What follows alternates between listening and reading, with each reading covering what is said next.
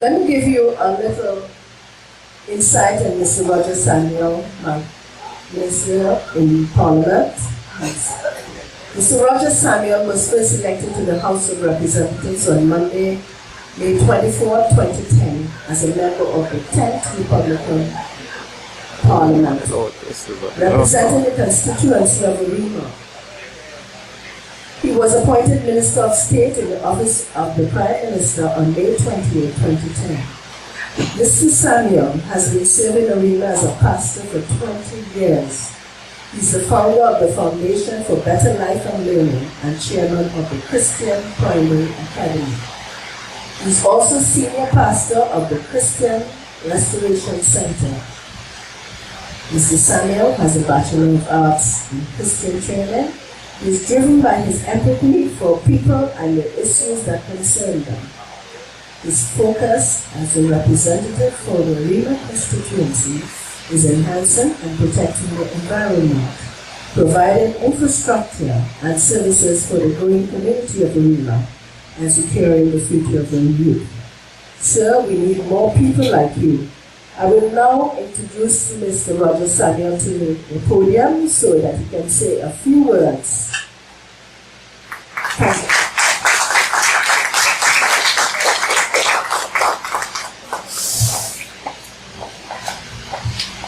Good evening, everyone. Good afternoon. Let me try that again. Good evening. Good evening. Oh, it's so good to hear that. It's always so wonderful that you say good morning or good evening to get a response. And you feel so good about it that you feel like you do it again because you don't often get a response from people. But it's so wonderful to be here. I want to apologize for my weakness. Tuesdays, really the day that I see my constituents. And it's been hectic today. Really hectic. I left there after 6 o'clock. And I have to tell you something today.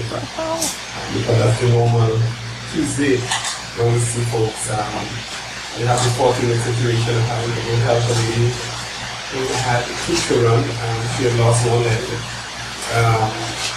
So she's really a total mess. And they live in a house with no doors, no windows.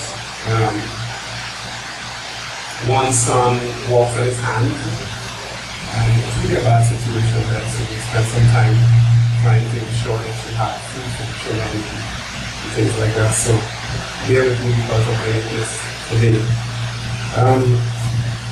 By acknowledgements, I want to acknowledge the President of the Senate, Senator Honorable Timothy Hannah Smith, retired Lieutenant Commander, and I know I will say that correctly, founder and curator of the Chaguaramas Military and Aeronautical Museum, Gaylord Cultural. We always smile as young people that have some sort of military background with the Gaylord, because we always felt that he was really a lord because he had been in the military for so long. He would be part of the system for so long. Acknowledgements brought to the Public Affairs Officer, the Embassy of the United States of America, Mr. Alexander McLaren. I acknowledge the former First Lady, Mrs. Asanali, who has always been one of the persons that always feel so wonderful just to get to know, because she's such a darling. All of us who know her, she's such a darling. Ladies and gentlemen, members of the media, it's good to be here. It's indeed an honor to share in this 23rd anniversary commemoration of the Chaguaramas Military History and Aeronautical Museum. As you know, both has been said, the Minister of National Diversity and Social Integration, which is the new ministry that I now have the opportunity to lead, as well as a Member of Parliament for Arima. Today is not only a celebration of our history and heritage, but also a tribute to all of our veterans. Veterans who have given their lives in one way or the other for not only the safety of the region, but the safety of the world. Those military personnel who have granted us the right of security and the opportunity for development. And so often, we who are alive and may not have experienced what they have experienced, sometimes do not take time to really appreciate what these wonderful men and women have done over the many years, so that we today can be who we are and how we are. It is very, very important for us to see this and appreciate this.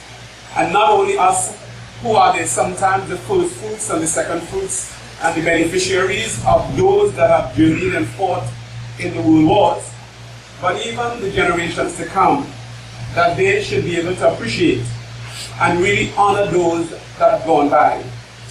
One of the things that I find myself privileged to do is that every country that I visit, one of the first places that I attempt to visit are the military cenotaphs that represents and reminds us of those that have fallen. And from my own understanding and research, every time I stand in what we call the Memorial Park in Trinidad, I recognize how beautiful and how wonderfully designed this cenotaph is in Trinidad. And some of us who may not have gone there and pay particular attention to it must do so quickly, so that it will bring a great sense or a greater sense of appreciation for those that have gone before us, and those who have struggled for us, and those who have died for us. At the Ministry of National Diversity excuse me, and Social Integration, we have been bestowed upon us the remit of championing what is called patriotism, championing the cause to change the underpinnings of the society so that the segregation can be destroyed and be utterly removed from our society. We have been charged with the idea to stimulate the philosophical convictions that at the end of it all that matters is that we belong to this nation, this wonderful Twin Island Republic of ours, Trinidad and Tobago, this place that we call our home. With aspects of National Archives under our purview, the fact that we're responsible for the National Trust and all of the museums, excuse me, I've been down with it, whatever they call it now, but not bird flu,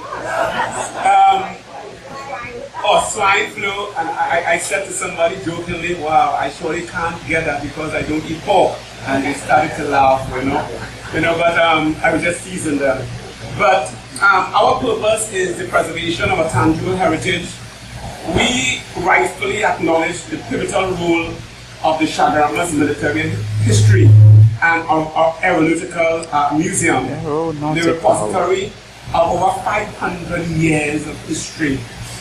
Not only that, but artifacts which tell the stories of battles, of the fights for freedom and identity, of memories of those brave men who stood firm and with conviction. What is entailed in this museum are the tales, really, that would fully express Trinidad and Tobago. Applicably, we are also charged with responsibility for establishing what we term national heroes and the national heroes policy, something that has been long overdue in Trinidad and Tobago. And we have chosen to make this one of our priorities. We know the woes of our society. We are convinced that recognition of exemplars and mentors and heroes, that recognition of good work, of excellence, is crucial to the national strategy of sustainable development. This week's activity, though, having been centered on the tribute to our vets, also serves to celebrate the life and the work of our military heroes. One American philosopher and author, Joseph Campbell, once said, a hero is someone who has given his whole life to something bigger than oneself. In the past 3 weeks, we have lost, and we just paid tribute to them, 2 of our heroes. Two individuals who have stood tall, and they have stood tall not only for Trinidad and Tobago, but for the region. And we must never forget their names, as sometimes we do forget the names of our heroes. And we think that it's only sportsmen are heroes and people who sing calypsos are heroes and all these things. But really, a hero is really defined. A hero really comes about after he dies. It's posthumously put upon and installed and instilled upon someone. And these two heroes of ours, former National Security Minister Brigadier Joseph Theodore, I always remember him. I was a cadet in 1971-72. We camped at the Mossica Training College in those days, and the then Major Theodore was our camp commandant, and I remember him from since I was a boy. And we grew accustomed to him in the years to come as we grew up as adults, and then he became Minister of National Security and served this country even to the end. And then we have former High Court Judge, Mr. Philip Louis Cross. Names that we should never forget. Our children should learn to recite these names. And we find that in so many instances, our children know nothing about our history. But let me go a little further. Our adults know nothing about our history. And just Friday last, I challenged the University of the West Indies. We had at the Hyatt Regency the first National Diversity Conference. And we have the three universities being the main stakeholders together with the ministries. And I challenged the University of the West Indies, the University of Trinidad and Tobago, and the University of the Southern Caribbean.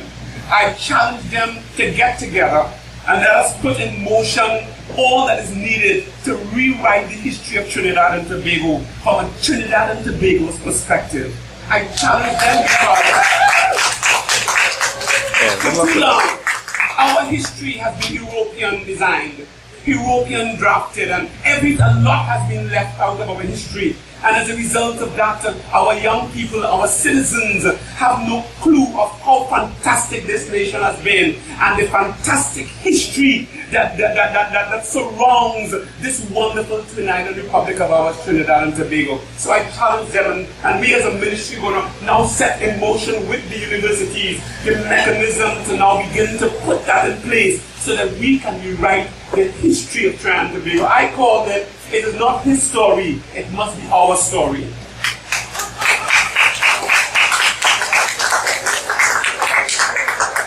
Too long is his story. And we need to tell our story. That is something the ministry will pursue vigorously. And we will set that in motion because too much of our history is being lost. And I would hope that and I was moved to do this because about 3 years ago, in the office of the Prime Minister, I embarked upon a project to send the GISL and GISD aspect of our office to now interview every citizen that was above 90 years old. We began the process. And the reason for that was because within all of these citizens is a wealth of knowledge and history.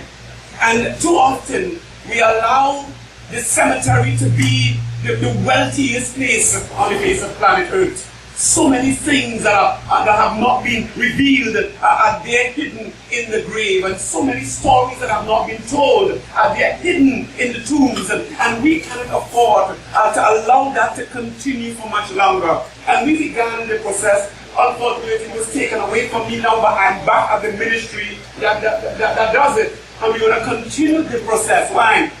The first thing we did, and I'm hoping I'm not going too long, Senator, but I was there when we interviewed the former Senator Louisa. And we took our cameras there and she began to speak. And Louise could talk. 1 hour passed. 2 hours passed. 3 hours passed, and she asked the video was the only one that break. They sent for more digitalized tape. They began to send for more material. 7 hours. And former Senator Louise Horn was still speaking. And I sat there and I learned so much about our history that I knew nothing about. Could you imagine if we did that to all of our senior citizens? The wealth, what our nation doesn't know, we will get to find out. We intend to embark on such a project. So ladies and gentlemen, this is diversity, but this is also inclusion of every individual. One British statesman, Benjamin Disraeli, once said, and I quote, "The legacy of heroes is the harmony of a great name and the inheritance and a great example." I want to encourage all of you. I would like to applaud the dedication, the passion, the vision of the museum's founder and curator, retired Lieutenant Commander, and I know saying that, I say that proudly. I commend you for your strength. I commend you for your courage. I commend you for the courage that really touches hearts. And you are indeed a hero in your own right. The Ministry of National Diversity and Social Integration joins you in your dream. Your dream for this military museum. This what you have presented to us, and presented not only to Trinidad and Tobago, but presented to the world. And so I urge you, and I urge everyone today, that we need to adopt the idea that we need to do something about it.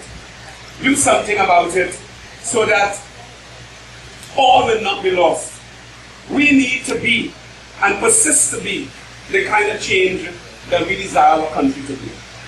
We will work with you. We will work together to ensure opportunity. We will work together to ensure that respect and tolerance and love and patriotism and peace and productivity will reign supremely in our land. And that we make our beloved Trinidad and Tobago the kind of place that we all want it to be. The kind of place it has the potential to become. I constantly embark upon the idea that when those that rediscovered the land, and I say rediscovered, when they journeyed here and they were approaching our shores, one of the first things they envisaged as they saw the hills of Trinidad and Tobago, they first thought about God. How far removed we are from those thoughts, and how we have become a nation of criminal intent and no respect. And we need to journey back to even the thoughts that came to the minds of those that saw. Happy 20th anniversary. Whatever the challenge you may face in the future, know that we are facing them together. Ladies and gentlemen,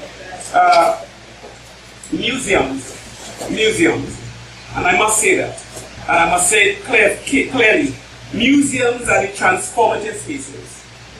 It is that moment in a museum, in the presence of an exhibit, we are at once and at one with our past. We are at one with our present, but also because of that we are one with our future. We have in our hands the chance to learn and to change. At heart, museums are a business, and as the guardians and custodians of the nation's heritage, they require extremely high levels of professionalism, high levels of morals, high levels of ethics, high levels of transparency and accountability. Museums exhibits are learning tools to our young people, to our nation, and we must reflect a balance and accurate accounting of people and events. Vigorous research and extensive documentation are the main tenets of good exhibits. I want to encourage you. I had the wonderful pleasure of journeying to South Africa. I went to the museum, the Apartheid Museum. I went to a few of the other museums, and it is only there, and walking through there and journeying through there, I gained a great sense of appreciation as to what happened in that nation. I stood there and I challenged the curators of the museum on Frederick Street that they must now begin to develop a social history museum that will portray the history of Trinidad and Tobago from a pictorial standpoint. Because when I was there, I saw a young man, a child. The schools went in there by droves, and this young child was standing looking at a picture of one of the youth that struggled in the battles for the removal of apartheid. And this student was standing there with his hand against the painting, just looking up at the face of the young man who was gunned down with a child in his hand, trying to save a young girl. And I was trying to figure out in my own way what was going through his mind. as he stood there with his hand on the painting, looking up at this youth of the struggles of South Africa, toting a young girl to safety, and he got gunned down while doing that. I wish I was in his mind. I just wish I was in his mind. And that told me a tremendous story. That told me a story that our young people know nothing about the struggles of our nation. The early struggles, the 1970s struggles, and the struggles hereafter. And if we want to be a patriotic society, one of the things that we must place as important and integral in the education system is an understanding of who we are and where we came. I'm passionate about it. I look forward to the Chaguaramas military and aeronautic museum flourishing to become a remarkable tourist and citizen destination, and I consider it an honor to just be a part of the journey. I want to thank you for inviting me. I want to thank you for trusting us to be part of this celebration, and I want to say to all of you, may God continue to bless you.